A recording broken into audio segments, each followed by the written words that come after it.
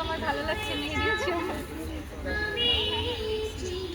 বাংলাদেশ ইসলামী ছাত্রী সংস্থা জাহাঙ্গীরনগর বিশ্ববিদ্যালয় শাখা আয়োজিত আজকে ইফতার আয়োজনে এখানে সুন্দর একটি কর্নার রাখা আছে।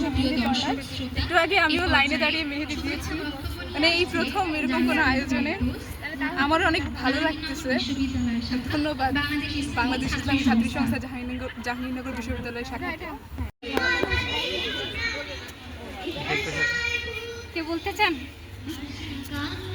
আপনাদের কোনো লোক নাই সংস্থার?